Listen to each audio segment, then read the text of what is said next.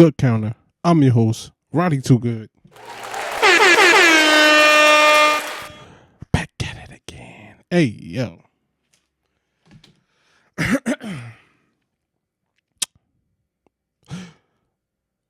Merry Christmas, everybody. Merry Christmas, man. Merry Christmas. Happy Kwanzaa. Happy Hanukkah. All that good stuff. We got Dynamite on Christmas. Fire. Listen, man. They went crazy, yo. They went crazy. Whew. Let's just get started on. Let's just go with the show, bro. Will Ospreay versus Brody King. Fire. Like, yo, this match was lit. Come on, they started out with a banger, bro. Like, yo, this was an amazing match. Brody King, he it's Will Ospreay, but like Will Ospreay, he wakes up and he just does 5-star matches, bro. That's just what he is. That's his MO. That's what he do. Brody King, he always does his thing. Yo, next year, I'm telling y'all, Brody King definitely should get pushed. I'm just saying. Personally, that's just me. I understand there's a lot of fans, they mess with Brody King. Brody King is like that, yo. Stop playing with him. So Will Ospreay beats Brody King in a hardcore match. It was fire. It was damn near a classic, bro. So we moving on. We see the Hurt Syndicate. They making their way through the building. You know, Shelton supposed to go against Okada. So as they're making their way through the building, we see Christopher Daniels. Christopher Daniels, aka the Fallen Angel, TNA legend. If you don't know, but they said that, hey, from the fiasco that happened last time, they said, hey man, listen, Shelton, you were ready for your match, but Bobby and MVP, you're banned from the building. And, you know, out of respect, they was about to get it popping. They was about to go crazy, but MVP said, you know what, out of respect for the lady, we're going to appease this ban and we're going to go. Good luck, Shelton Benjamin. So they left. We move on. Darby Allin versus Ricochet. Listen, man, Ricochet, man, he's working, bro. I know it's a lot of people who they want to not get it. They want to not see the progression. They want to not believe in the heel turn, but Ricochet is a full-blown heel. This was another banger. You know, what was it? 630 through a table. You know, they was wilding out. He was talking to the fans, talking crazy to him. Darby was doing his thing. They had a great match. But it ends in a draw. Disappointing. But in a draw, Ricochet still advances to the semifinals. So we have Ricochet going to the semifinals at World's End. So as the match ends, Ricochet leaves. And Darby Allin, Commander, he's coming out for his match against Claudio. So as they coming out, Darby Allin whispers something. He basically tipping Commander off. He's basically saying, like, yo, just whispering things in his ear. Then he leaves. Claudio comes out. Claudio and Commander, they have a good match, man. They have a fire match. As the match is going on, Claudio's kind of getting the best of Commander. You see Commander go under the ring, sees Darby's hoodie. As you can see right there in the back, I have that hoodie as well. So he goes in there, picks up the brass knuckles that was used on him the last episode in Collision. So Commander gets it, hits Claudio, gets the victory, knocks Claudio out the tournament. See what I'm saying? This right here, that's just storytelling. That's just dope storytelling right there, because Commander winning did not matter at all. But him knocking out Claudio, that advances the story of Darby and Claudio now. Darby basically tipped Commander off to basically cheat Claudio out of the tournament. So that was fire right there. I can't hold it. That was fire. So we hear from Jay White. Jay White has a nice little promo, for World's End. It was cool. So oh dang. So after that happens with the whole Commander and stuff Death Riders come out, obviously they jumping on Commander, they jumping on his manager, you know what I'm saying? They wilding out. So Jay White, he comes out, Orange Cassidy, he comes out, they come out, clear the ring. Then Moxley comes out with the box, belt in the box, beating up people with the belt in the box. Then Hangman comes out. They finally look like they was working as a team, actually. They finally looked like they was clicking. So, but it was a dilemma. The box was lit in the ring. Jay White went to go pick it up. Hangman put his foot on it. Then Orange Cassidy, he basically pushed both of them, was like, yo, man, both of y'all just chill out. He put his glasses on, his music dropped. So it's looking like Orange Cassidy understands what's going on. See, and that's the thing with Moxley, and he's saying in his promos. He's basically saying to all of them, like, yo, all of y'all should really team up and get me out of the paint. But y'all y'all so much into y'all egos, y'all want this belt more than y'all want to stop me. And that's what's going on right now. Moxley is really testing these guys. He's not really a bad guy. He's just trying to push these guys into the right direction.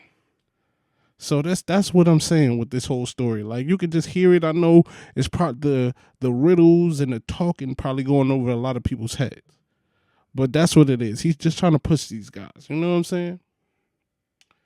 So we have Okada versus Shelton Benjamin. Fire match. Fire match. A crazy back and forth. I really was sitting there thinking like, oh my God, who's going to get this victory?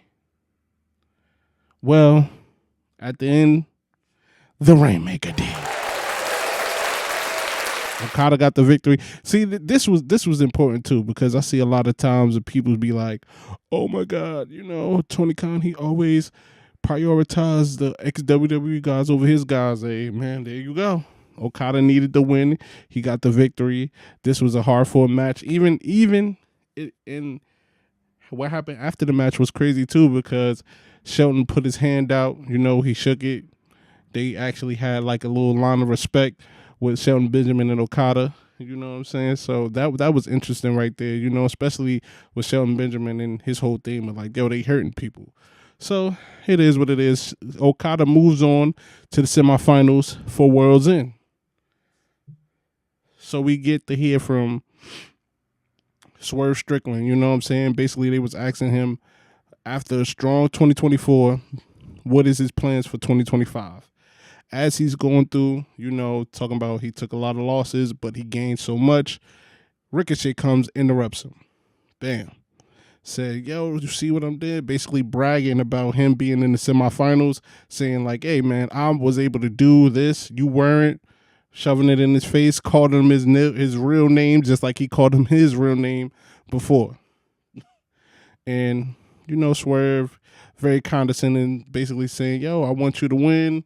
I want you to, if you're successful, that means AEW is successful, and that's all I really want. And he said, hey, but listen, if you drop the ball, I'm going to embarrass you. So it seems like we're going to get a future match or a future rivalry with Ricochet.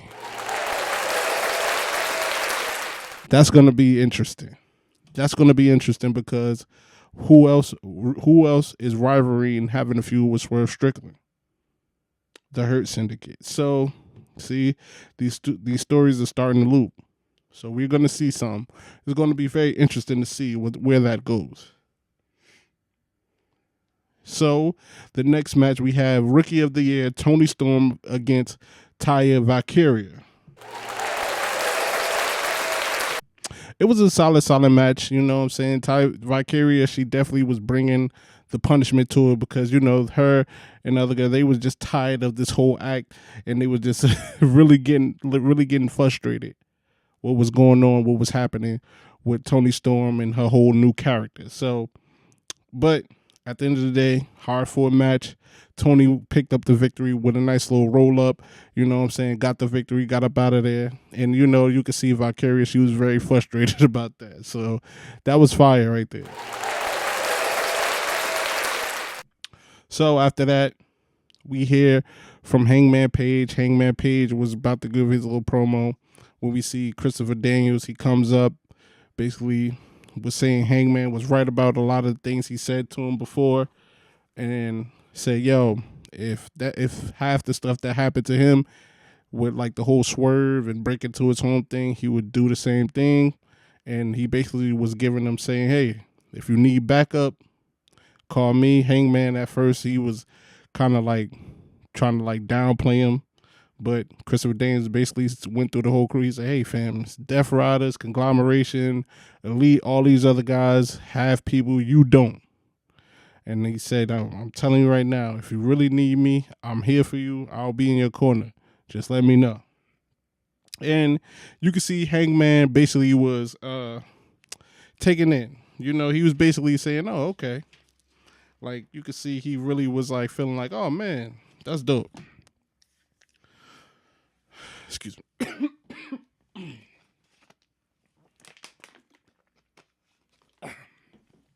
Water break. So we got the final match. We got Daniel Garcia versus Kyle Fletcher, man. Listen, man, these are the two next stars for real. These are the two guys who I think they have a nice set of potential going into 2025, and I think they should definitely have some big plans for these two. This was a fire match.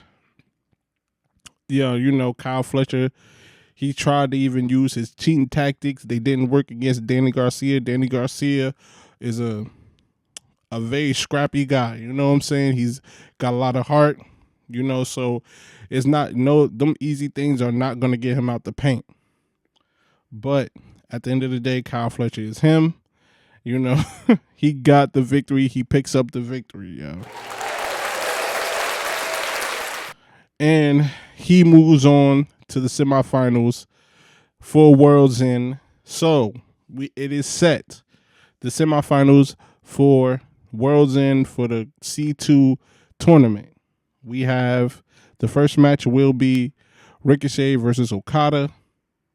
The second match will be Will Ospreay versus Kyle Fletcher. That's fire right there. That is going to be amazing.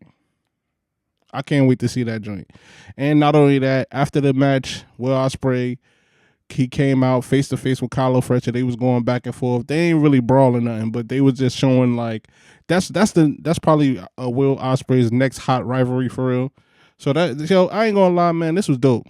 This was fire.